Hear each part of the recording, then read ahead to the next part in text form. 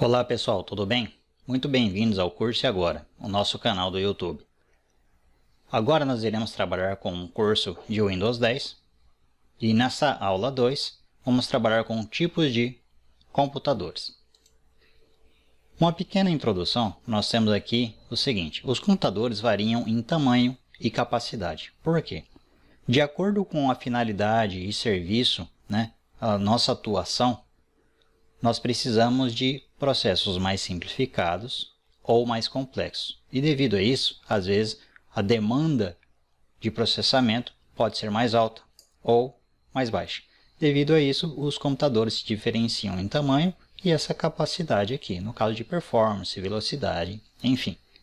Então nós temos que, desde os computadores com centenas de microprocessadores vinculados, ou seja, que trabalham em grupo, e até mesmo computadores quânticos, que executam cálculos extremamente complexos, como também computadores bem pequenininhos, para uma finalidade bem específica, como alguns encontrados, computadores de bordo em carros, em TVs, em eletrodomésticos, que são criados ali para executar um número limitado de tarefas.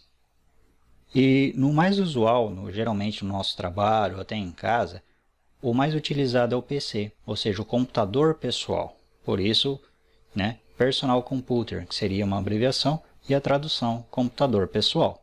Ele foi desenvolvido para ser usado geralmente de uma pessoa por vez. E no caso de servidores grandes, várias pessoas podem estar acessando ele, ou ele está fazendo o processo, provendo recursos para toda uma empresa. A gente vai estar vendo aqui algumas diferenças.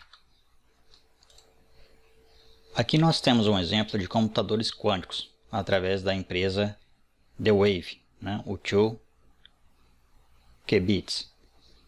Um computador quântico é um dispositivo que executa cálculos fazendo uso direto de propriedades da mecânica quântica, tais como a sobreposição e interferência. Através da mecânica, através da eletrônica, ali eles conseguiram trabalhar a nível quântico do átomo para desenvolver processos utilizados na computação. E geralmente eles são muito utilizados pela NASA e pela Google. Por quê? Eu estava olhando aqui o preço disso, e, se eu não me engano era $1.500.000 um computador desse. Isso na época de 2017, quando saiu essa notícia. Então eu copiei aqui e estou trazendo para nível de conhecimento aí para vocês. Um outro tipo seriam os desktops, no caso de data centers, onde a gente teria aqui, por exemplo, cada um desses daqui seria um servidor, mas ele fica dentro dessas caixas aqui refrigeradas, toda uma sala climatizada, com questão de risco de fogo, se tiver fogo, alguma coisa que se fosse queimar, ou raio, energia, qualquer coisa, praticamente a nível de falha zero. Então, praticamente, você pode observar que eles não têm um monitor. Você só coloca um monitor aqui e através dele você consegue tá acessando, dependendo de qual cabinho, qual entrada que você fosse colocar aqui, e gerenciar o nível de processo de cada um desses servidores que estariam aqui. Então eles trabalham aqui como servidores em grupo, eles são bem mais potentes e são construídos com componentes separados. Por que separados? Processador, mouse, teclado, tudo separado. É diferente aí, por exemplo, de um notebook, que é tudo agrupado em um componente só.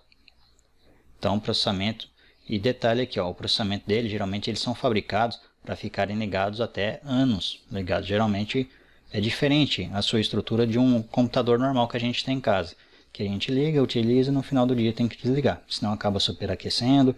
Os componentes possuem uma durabilidade bem menor do que um que é relacionado para servidor.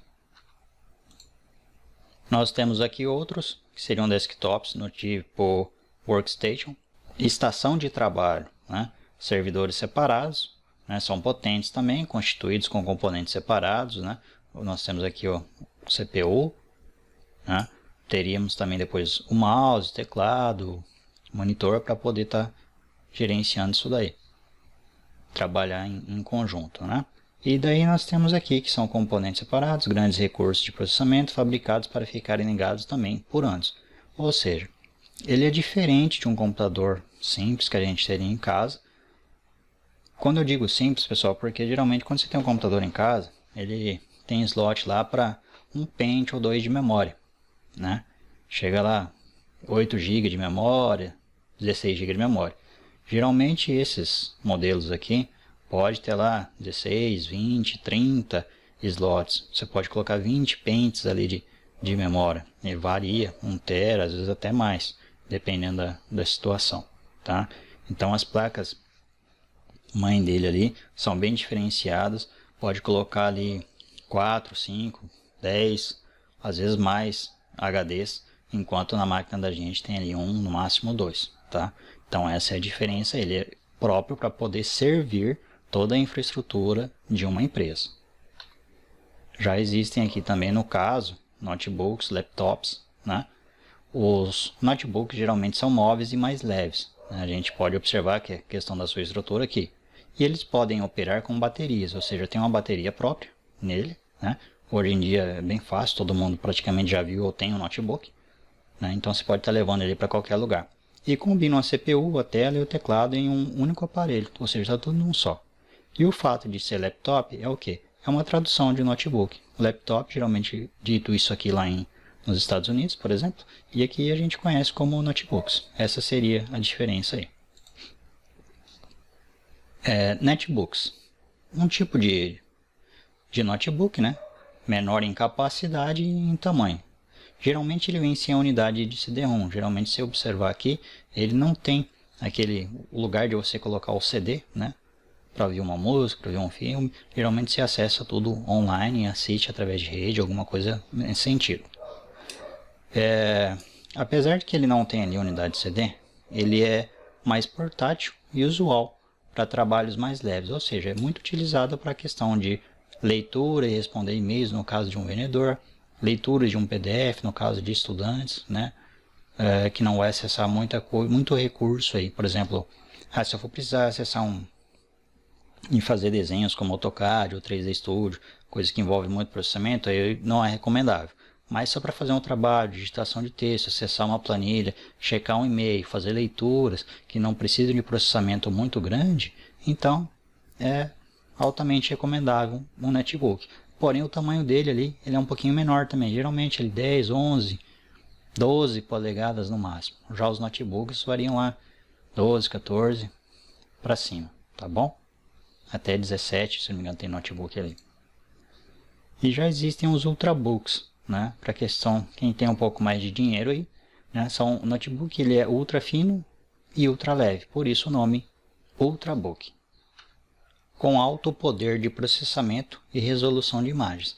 Então, pessoal, se a gente pegar um notebook aí que está a nível de R$ 2.500, R$ 3.000, um ultrabook aqui, por exemplo, esse MacBook Air, está saindo na casa de 4.500, 5.000, dependendo do lugar.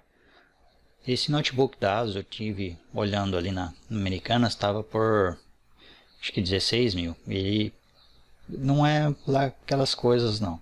É bom, não é ruim.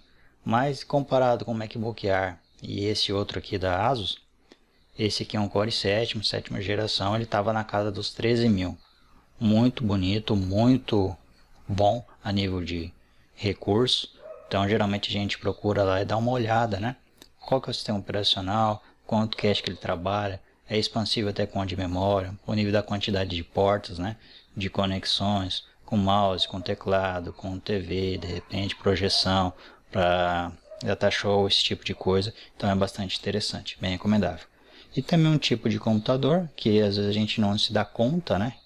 Mas seriam aqui os celulares e tablets. Daí você me pergunta, mas isso aí é um computador? Bom, se a gente olhar desde o início lá o conceito de computador, tudo aquilo permite fazer entrada, processamento e mostrar a saída, né? É uma máquina comparada aí com um computador. O primeiro computador na época fazia 4 operações de matemática, né? Adição, subtração, multiplicação e divisão, né? E o nosso celular, hoje em dia, a gente tem na palma da mão e ele consegue fazer muito mais do que isso. Então, ele não deixa de ser um computador. Porém, a sua finalidade é mais para uso pessoal. No caso aí de chats, né, acesso a, por exemplo, WhatsApp, Messenger, outros tipos de de chats que você teria, o Telegram, por exemplo, ligações telefônicas, né, e também acesso à internet. Você pode fazer pesquisa, buscas aí pela conexão de 3G e 4G.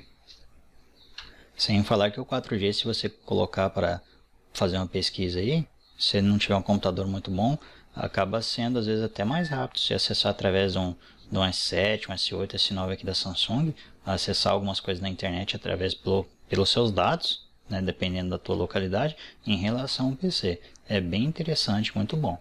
E aqui um exemplo de um tablet, né, da Samsung de 8 polegadas. Aqui ele colocou menor mais a imagem, mas ele é 8 polegadas.